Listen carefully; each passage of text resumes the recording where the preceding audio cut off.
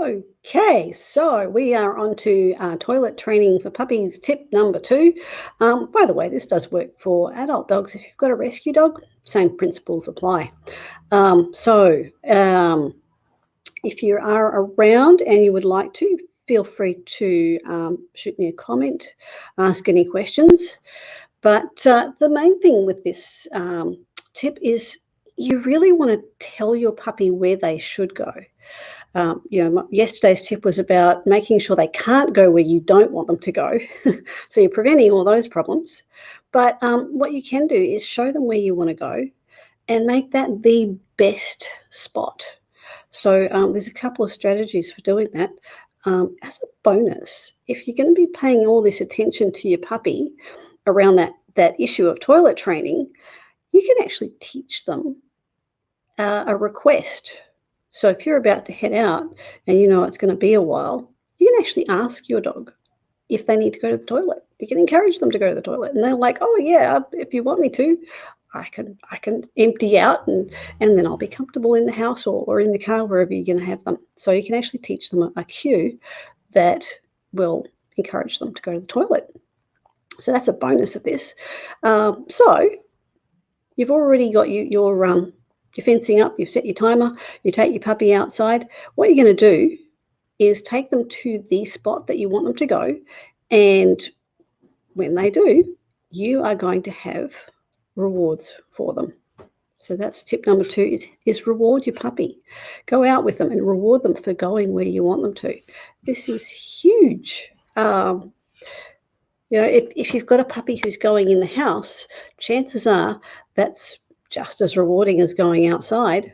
There's no reason for them to go anywhere in particular. So you've got to make going in the right spot the best option. So, if you've got dramas, get in touch with me. I'm absolutely happy to talk to you about puppies having issues with toilet training. And it's such a common problem. People really struggle with it. I struggled with it, even though I know what I'm doing. I had a bit of a complication. Oberon just did not want to be in the crate the first couple of nights.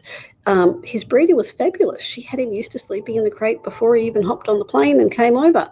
But for some reason, between there and here, he decided that was not the place to be. So his crate training got in the way for overnight. And then, just throw a spanner in the works, he got a bladder infection. He had a urinary infection going, and it took me a couple of days to figure that out. So, life does throw you some challenges there.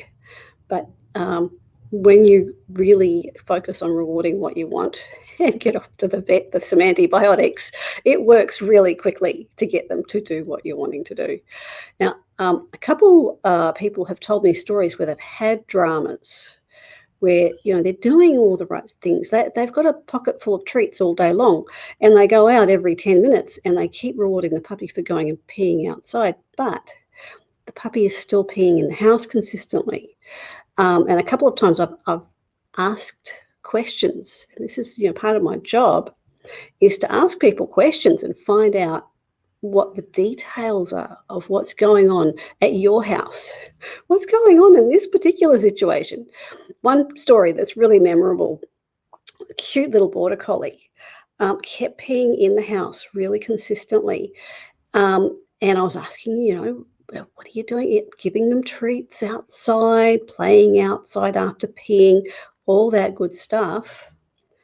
But when I got into the details, what was happening is after the puppy had done a puddle in the house, they'd get the mop out, and the puppy would help them clean up the pee by chasing the mop.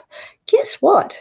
For a border collie puppy, chasing a mop is way higher value reward than eating a few treats. So they were rewarding peeing in the house. They just didn't realize it. So that's a nice little extra tip here. Watch out when you are cleaning up.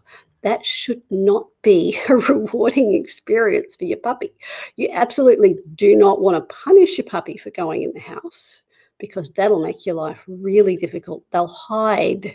They will intentionally go when you're not looking if you punish them. So don't go there. But on the same token, they shouldn't be joining in with cleanup as a fun game. So if they pee in the house, they can go outside while you clean up. They can be excluded from the family circle for a whole 5 minutes. Oh no. And that's punishment enough. So yes, give them those lots of opportunities. You've got to be going in and out that back door many, many times.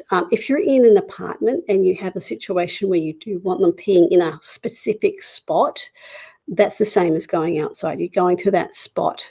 You're making a big deal of, let's go sniff the pee spot.